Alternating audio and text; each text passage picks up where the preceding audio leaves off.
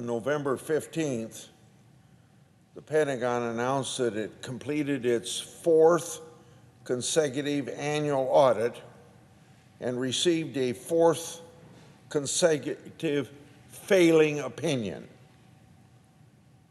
This is what the Pentagon believes. If it somehow merely just conducts an audit, then somehow conducting that audit, it's a success, despite the fact that it's been a requirement under the law for the last 30 years for agencies, and that means all government agencies, to conduct and pass an annual audit. The Department of Defense is about the only one that doesn't meet the requirements of law. The department points to other signs of progress, such as they were able to downgrade one material weakness from a previous audit, and the closure of some 450 adverse findings. That somehow is progress, and it's not progress. At least it doesn't meet the demands of the law. However, the fact remains that the Department of Defense is unable to accurately account for billions of taxpayer dollars it spends each year. Funding for the Department of Defense is crucial to our national security. Men and women who volunteer to wear the uniform and hence then defending our country, these people deserve to be well paid and well equipped.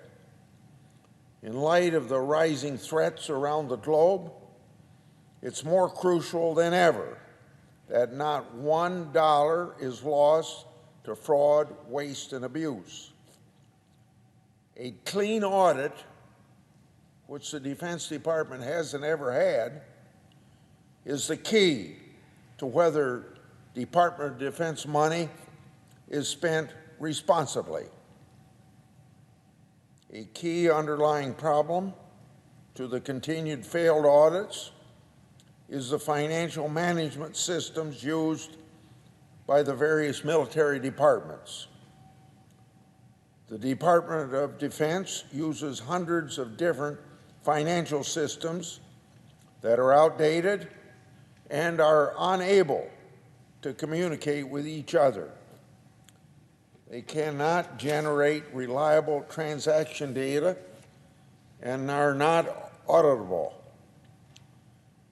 There are inadequate internal controls in financial management systems, presenting an environment that's ripe for waste and fraud. Without internal controls at the transaction level, military leaders can never know how much more things cost. I've tried to work with leaders in the department on this subject for years, but time and again, I've been disappointed. The Defense Department's inability or its unwillingness to make necessary and overdue changes should be unacceptable to any senator.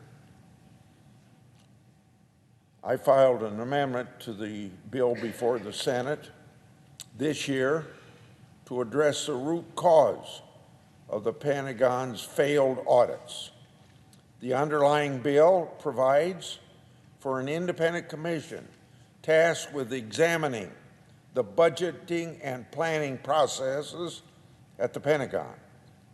My amendment will require that very same commission to also make recommendations on bringing financial management systems up to snuff. The Department of Defense will never be able to get a clean audit opinion while these systems remain unfixed.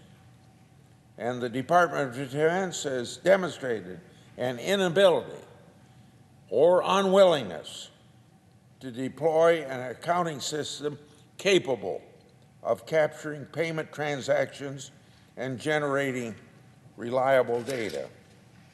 If you can't follow the money, you will never be able to get a clean audit. I'm glad that my amendment has been included in the substitute amendment of the defense bill before the United States Senate now, and I urge my colleagues to support this effort through to final passage to finally make real progress towards getting to a clean opinion. Fiscal accountability and military readiness are not mutually exclusive. It's not an either-or scenario. Earning a clean bill of fiscal health would strengthen military readiness and boost support for necessary increases to defense spending in Congress, and it would get the backing of the American people to a greater extent than it does today. I yield the floor.